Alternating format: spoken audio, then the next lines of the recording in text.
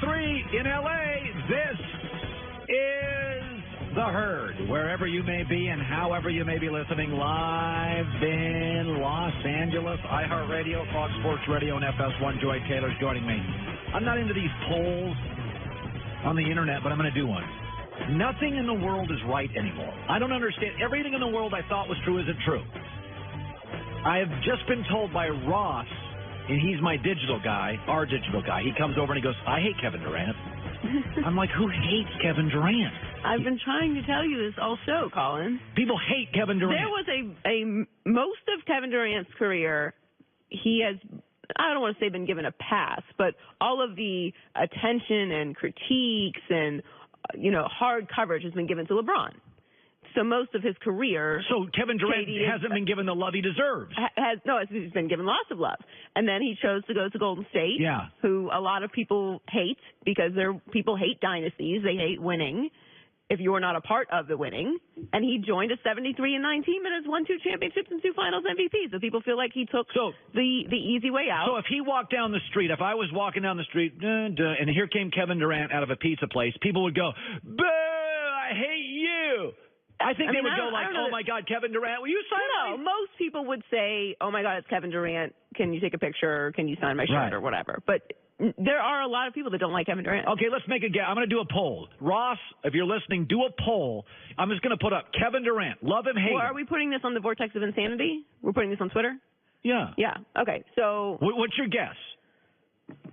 I mean, Twitter. What is your guess? I'm going to guess it's 60-40.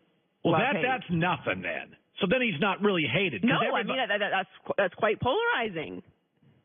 No, I think that's almost half. Yeah, but half the people on Twitter hate themselves. You're loved, well, that's why I said, are we putting this on the Vortex of Insanity? Then I mean, that's what Twitter is. If he's truly hated, though, it should be 90-10 or 80-20, because everybody's hated on Twitter. People.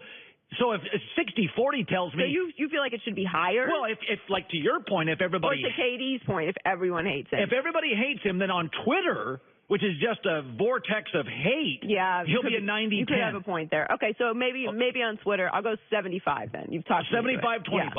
Yeah. Yes. God. Yeah, Kevin Durant does have a lot of burner accounts. He may vote like 6,000 times on this. Nothing in the world is right. If I'm wrong on this, I think it's going to be close to 50-50. I think his gauge of how many people hate him is off. I think there is a group of people that hate Kevin Durant, but I think overwhelmingly most people think he is great.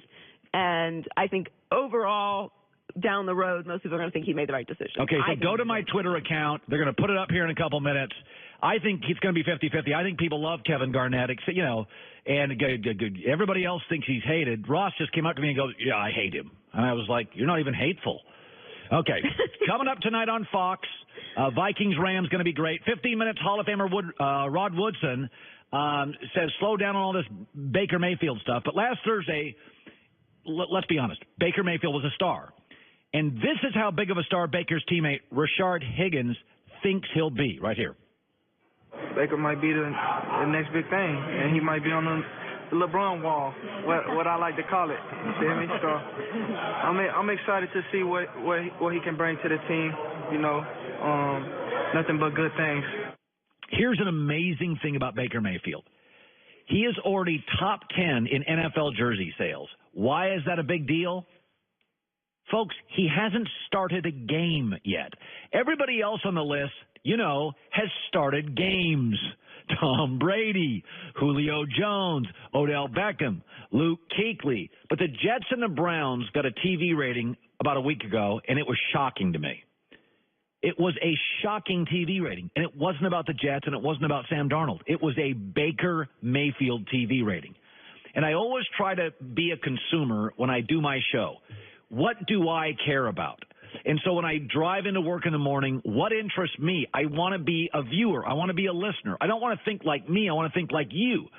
And the game I cannot wait to watch this week, this Sunday, is Baker Mayfield at Oakland. That's the game that interests me the most. Is it because Baker Mayfield's great? He's not even the best quarterback in that game. He checks all the boxes. He position quarterback, police video, profoundly popular in college, controversial. He's got commercials and good ones all over television. He's an underdog. He's in a city in a franchise that's called losers like the Cubs, and he's a winner. And I'll tell you this. LeBron in Ohio was a messiah. People never thought they related to LeBron. He was like a gift. He was born there. And you looked up at LeBron like people in the West look up at God. You don't relate to God. God's up there. Baker's right here. Baker's as tall as you. Baker's about your size. Baker is flawed. Baker makes mistakes. Baker's got a police video. Baker's been a goofball. Baker comes on this show and argues. Baker's emotional. LeBron James was a gift. He was a messiah. You never felt you were his equal. You never felt that with LeBron. You were looking up at LeBron James. Johnny Carson's an old TV star in America, the late Johnny Carson. He used to always say, even though Johnny was much bigger in Hollywood than movie stars in his day, when you go to a theater, you're looking up at movie stars. You're intimidated by movie stars at a theater. But everybody watched Johnny Carson on a TV sitting down in a living room. So Johnny was a bigger star in Hollywood than anybody else, but people would go up to Johnny at a restaurant and bother him. You'd never go up to a movie star. Oh, I can't go up to Tom Cruise or George. Because when you watch them on a movie screen. You're looking up at them. Johnny Carson was bigger than all of them in his prime in the 70s and 80s, but you watched them in a living room. He was your guy. You were eating your TV dinner watching Johnny Carson. He was relatable. I think Baker Mayfield is the biggest star in the NFL that nobody knows is a star yet. Top 10 in jersey sales. He's never started a game. I want to shift to this. When I was very young and a sportscaster, I was very lucky. I got a big break. My first job was in Las Vegas. And Mike Tyson was emerging as this amazing boxer. And one of the things I always loved about Tyson wasn't his boxing, is that he had a real sense and admiration and love for the history of boxing. You could talk boxing with Mike Tyson. He'd tell you about Tunney and Dempsey and Ali, as he had a real appreciation for the history of the sport. It's one of the things I like about LeBron James. LeBron James, you can go 1970s NBA, 1980s NBA, 1990s.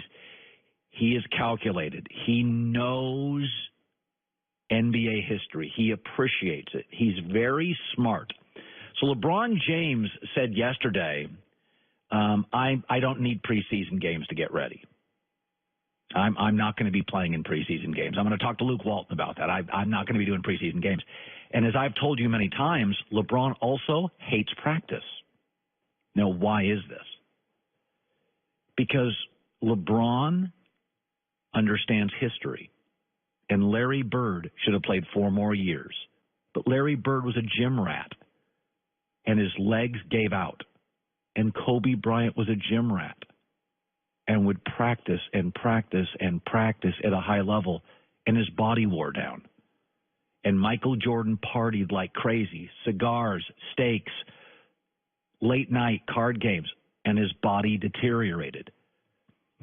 LeBron James knows his legacy is now all about being able to play in June.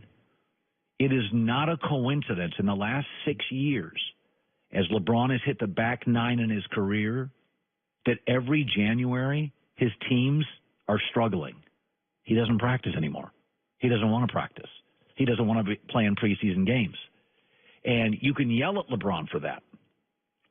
But there's 2 reasons it's happening. Because LeBron has a real understanding of the history of the game.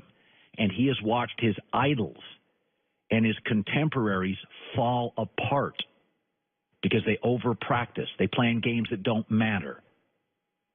And he's not going to do that. And the second thing is, and this is blaming the public and the media, everybody, after LeBron won his first title, started comparing him to Michael. And all of you out there, the media and the fans, said, no, 6 for 6, 6 for 6, 6 for 6. It didn't matter that LeBron was going to blow Michael away in every statistical category. It didn't matter because you made it all about finals. And so LeBron, like he has done with basketball history, listened. He listened to the media. He listened to the fans. And he said, I'm not going to waste my legs at practice, and I'm not going to waste my legs in the NBA preseason. And I'm going to start taking a bunch of days off in the regular season.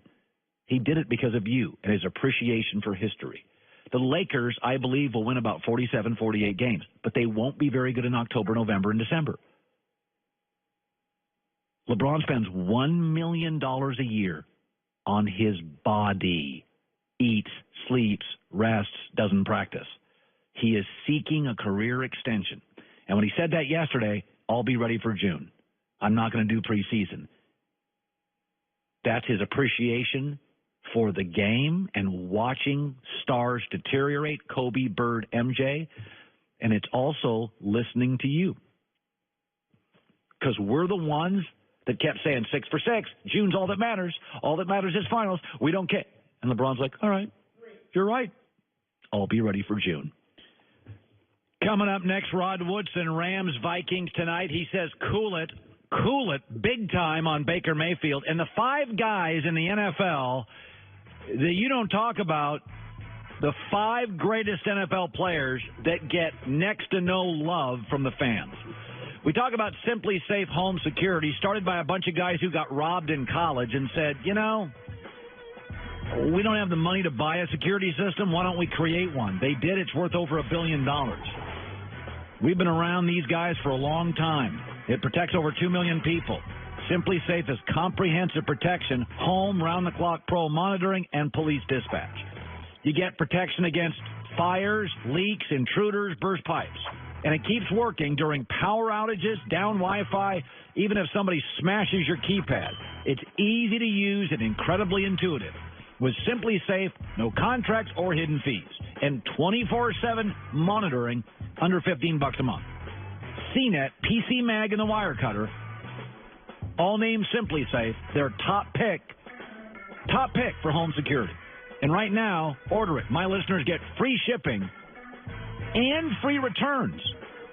SimplySafeColin.com, all you have to do. COLIN. SimplySafeColin.com.